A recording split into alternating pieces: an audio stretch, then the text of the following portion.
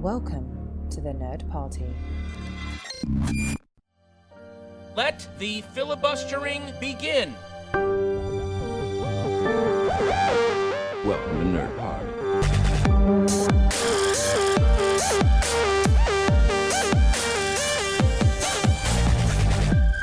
Hello and welcome to Filibuster here on the Nerd Party Network. In this episode, I'm joined by writer, director and actor Lara Jean Marsh and her co-star Jamal Franklin to discuss their movie Giddy Stratospheres. Giddy Stratospheres follows Daniel and Lara, indie kid soulmates in the centre of the storm of guitars and broken glass that was the 2000s indie music scene. Beautiful, mischievous and dishevelled, and on a quest for the ultimate euphoria and excitement that comes with dancing and thrashing on the front row to your new favourite song by your new favourite band, they don't miss a gig, they don't miss a beat. But as the night draws to a close, a darkness looms in the shadows of the after party, and the next day, Lara can't quite work out why Daniel is so desperate for her to remember the events of the night before. Why is she in denial? For those like myself who were the indie music kids of the 2000s, this film will strike a chord emotionally, and having you diving into Spotify to check out the film's playlist, which we've got in the show notes. I really enjoyed this film, and it was a pleasure to be joined by Lara and Franklin to dive into the making of the film. Thanks so much to them for joining me, and I hope you too will enjoy it and check it out. Giddy Stratospheres is now available to buy and rent on digital HD from Amazon Prime, iTunes, Google Play, Microsoft Films and TV, and Sky Store.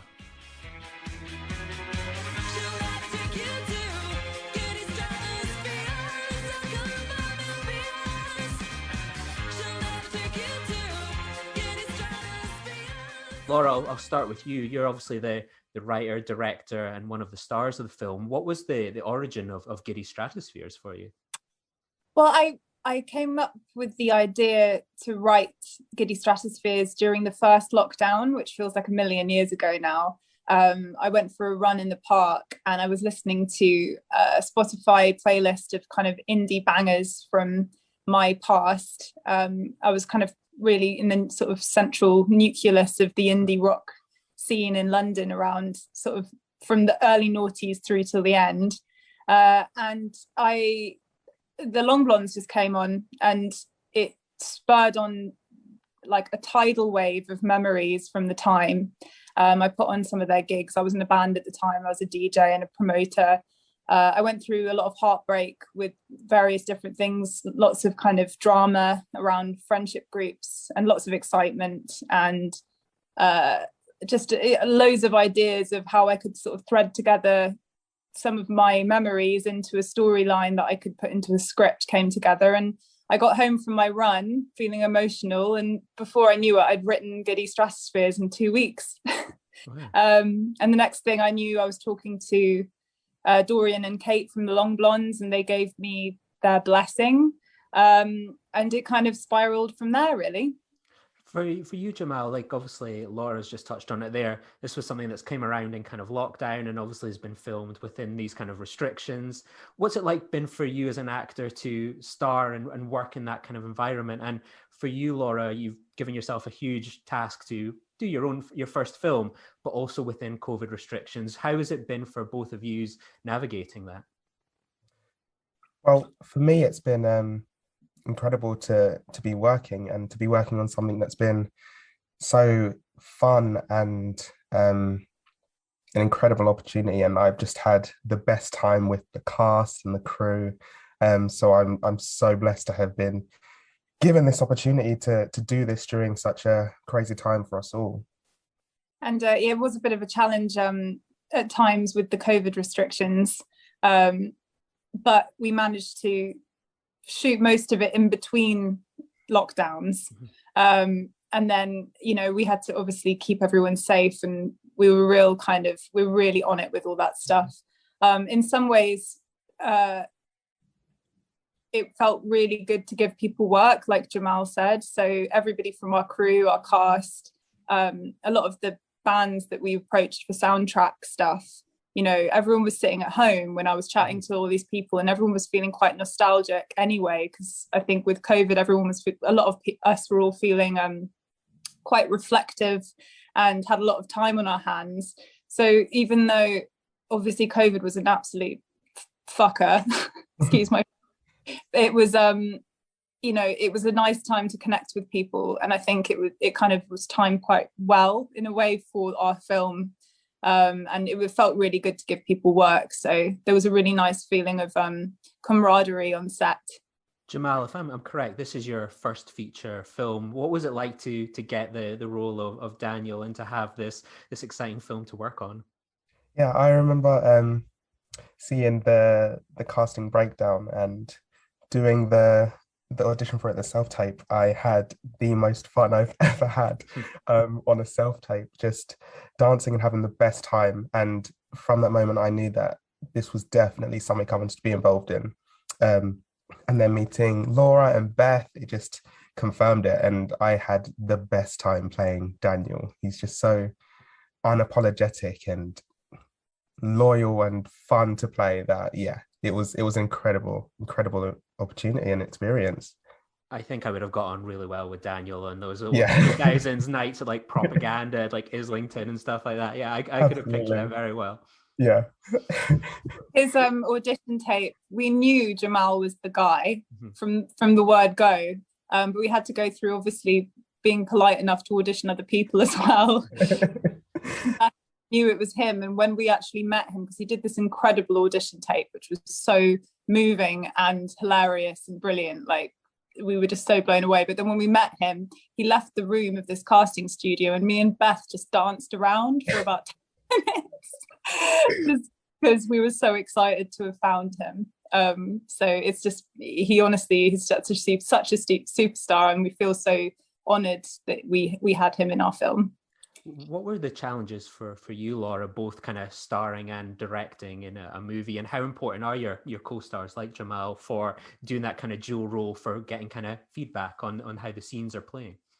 Well, honestly, I genuinely mean this, and it's not sort of cheesy nonsense. I couldn't have done this without Jamal. First of all, he's representing sort of a truth from my past, and second of all, he was so supportive, and so, it was a collaboration the whole time. Lara and Daniel are so connected, and I really wanted this to be realistic and not cheesy. And we just, I really fell in love with Jamal while we were filming, and we needed that. We were laughing all the time, in our own little world. And that is what, that's Lara and Daniel. They're completely daft in the way that you are with your best friend. But also, they're there for each other in the way that you need a family member to be too. And that wasn't, we weren't acting, by those heartwarming scenes, hopefully heartwarming to people, we were very much in that moment. So I needed that connection. And in terms of me being spread thin, which I was, I was directing and acting, the cast were really key in supporting me, Jamal especially, but I'm sure Jamal will agree that everybody in Giddy Stratospheres was just, that we were such a family. There wasn't anybody that was a pain in the arse. Everybody was there for the cause, so that helped me. But I also have to give a massive shout out to my assistant director, Josh Harper, who plays Jasper. So everybody that was making the film was in the film.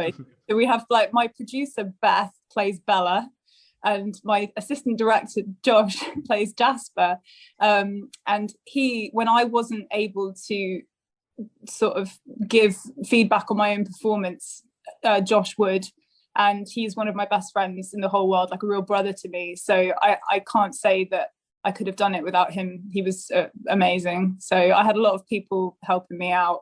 I did feel absolutely knackered, but we all did, and I don't know if I'd ever acted my own film again.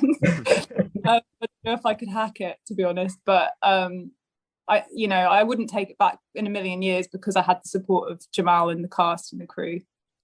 And for you, Jamal, what's Lara like as a director? Obviously, she's a scene partner, but you're also acting opposite your director. What was that dynamic like for you? Like Laura was saying, it was such a collaboration, especially with our relationship. it was so easy to just bounce ideas off of each other. And yeah, she's so fun, I would say. She knows what she wants, and she's willing to collaborate on it, which was incredible to be able to create this character with her, alongside her, and do him justice. Mm. One thing I've been thinking about a lot lately is that we've got this new generation of writers and directors that are coming up, where now we saw it with directors sort of in the 2000s, we would see the 80s and the 90s kind of represented on screen, that nostalgia. We're now getting to the stage where we're getting young, exciting directors capturing the early 2000s and what that was like. I think of things like Giddy Stratospheres, and then you have things like Lady Bird capturing that period in America. What do you kind of think it is about sort of this era where we're now kind of reflecting on our past, and is this something we're going to see a bit of a trend of continuing? Well, I think that we write what we know, don't we? So I guess we're just getting to the point where people that were in their sort of heyday in the noughties are writing about their lives. So I think it's only natural that will happen. And I think it's that's when I had I think I am going to write. I actually am working on something that is set in the 90s. I'm working on a 90s series at the moment as my next project. But in terms of the noughties, I think it's just about writing what you know, really. If you're going to write about yourself, and that's when I was kind of, most of the stuff going on in my life happened then. So I think it's just as simple as that, really. If you're going to write truth about yourself, it's got to be for real. The film, by and large, is set over a day and a night. But we see there's such a lived relationship between the two of you. How did you kind of bring that to life? Was that something that you had spent a bit of time, working together before the film, or was that very much kind of lightning in the bottle in front of the camera when things were shooting? Well, Jamal touched on it just now. It really was a collaboration.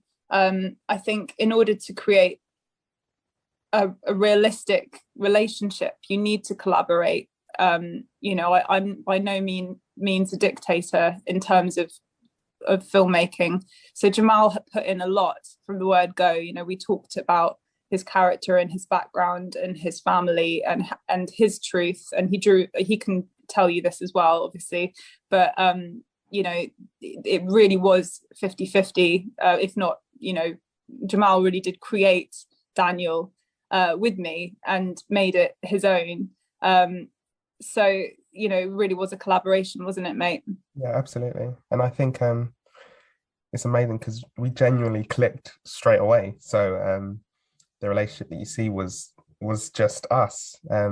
We did talk a lot at the beginning and throughout, but the chemistry was was genuine. Like we're connected now, and that's kind of it. You're stuck. He's stuck forever.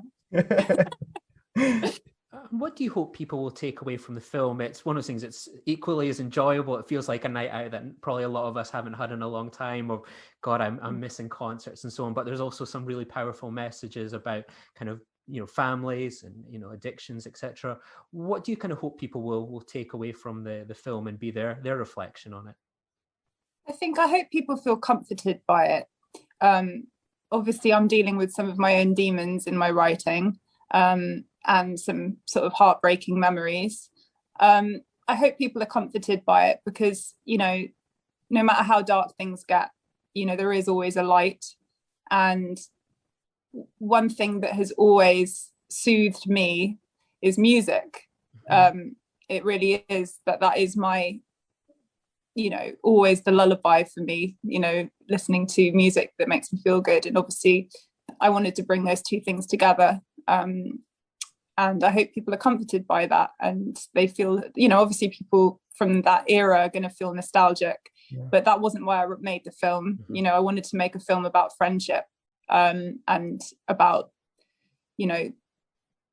the things that bring us together. And I think music is one of those things, and remembering that no matter how dark things get, you'll be okay if you share your heartbreak with other people. Absolutely. And what about for you, Jamal? What do you hope people take away from your performance and wonderful character? Absolutely. I second everything that Laura said. For me, with Daniel, it's just the thing that I've taken from him is to just be unapologetically yourself, and being a black gay man, having the opportunity to play a character like that is something that I will hold with me forever. So I hope people find, like Laura said, comfort in just being who they are and having that sense of whether you've got the family or you're made family, that you're always loved.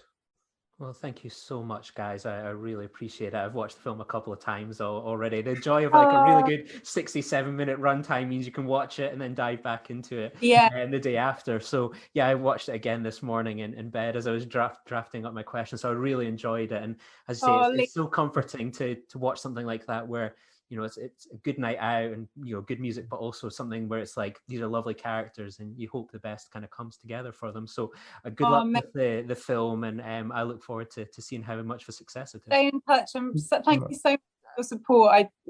We all just really, really appreciate it. So thanks, mate. Join the revolution. Join the Nerd Party. Welcome to Nerd Party.